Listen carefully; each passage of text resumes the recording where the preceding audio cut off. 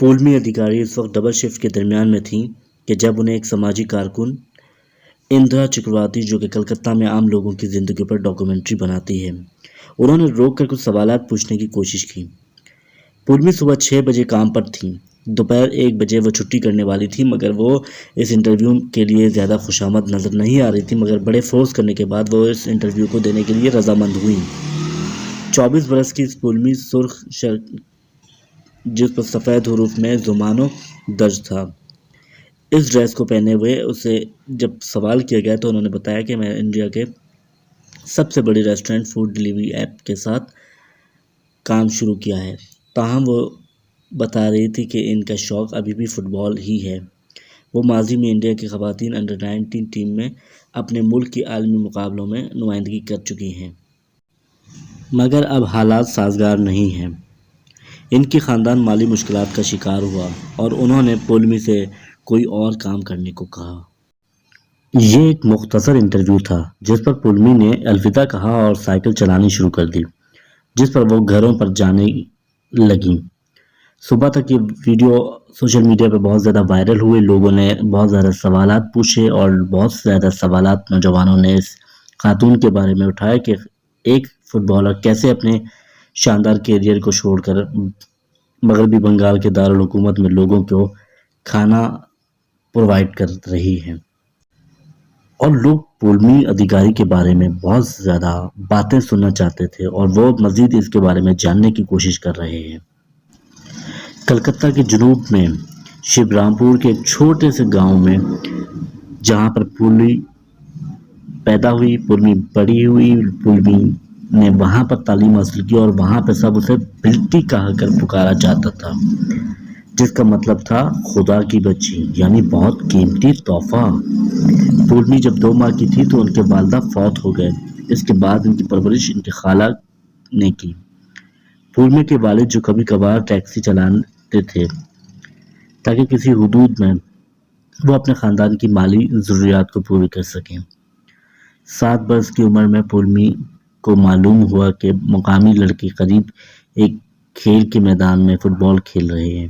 پولمی نے بھی ان کے ساتھ فٹ بال کھیلنا شروع کر دیا۔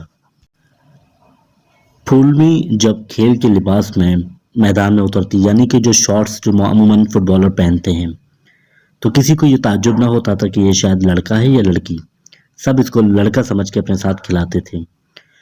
لیکن جیسے ہی اس نے مزید اپنے انٹرویو میں بتایا کہ جیسے ہی مجھے لوگوں کو یہ تعصب ہونے لگا، لوگوں کو معلوم ہوا کہ میں ایک لڑکی ہوں، تو لوگوں نے مجھے گراؤنڈ سے آنے سے روک دیا اور میرے خاندان والوں کو، یعنی میرے خالہ کو، میری شکایت لگا دی کہ اس لڑکی کو سمجھائیں، اس کو میدان میں آنے نہ دیں۔ لوگوں کے تنقید کرنے کی اصل وجہ یہ تھی کہ کیسے ایک لڑکی لڑکوں کے ساتھ شارٹس میں فٹ بال کھیل سکتی ہے۔ آغاز میں ان ساری باتوں کو پولمی لے کر بہت زیادہ افسردہ ہو گئی تھی، اور پولمی بتاتی ہیں کہ وہ بہت زیادہ افسردہ تھی، بلکہ گھر آ کر بہت زیادہ چلاتی تھی کیونکہ اسے فٹ بال کا ایک بہت زیادہ جنون تھا۔ پولمی کی جو خالہ ہیں انہوں نے بتایا کہ ان کے خواب کی تکمیل کے لیے کوئی راستہ تلاش کر لی جائے۔ انہوں نے کچھ لیکچرز کا اہتمام کیا۔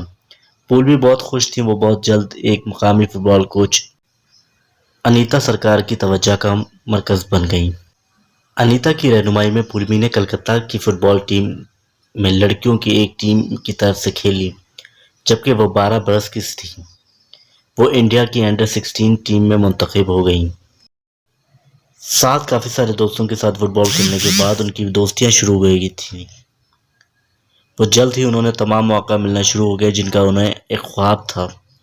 ان کی خاندان میں کسی نے بھی جہاز پر سفر نہیں کیا، مگر جلد ہی عالمی مقابلوں میں حصہ لینے کے لیے انہوں نے اپنے تکلف دوستوں کے ساتھ طویل پروازیں بھریں۔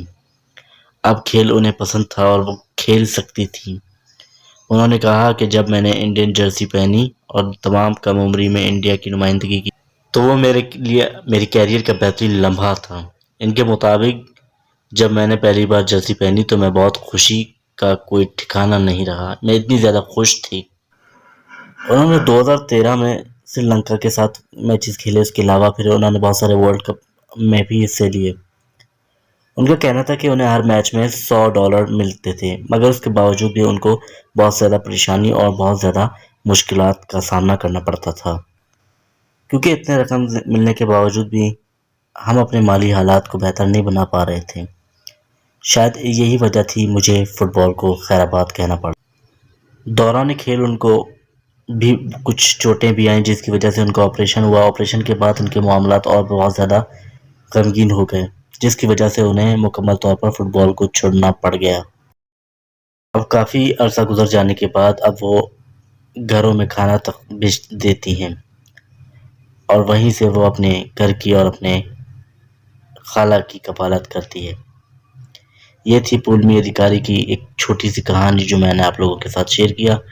ویڈیو اچھی لگے تو ویڈیو کو لائک، شیئر، سبسکرائب لازمی کیجیے، اور اسی طریقے سے اگلی ویڈیو کا انتظار کریں۔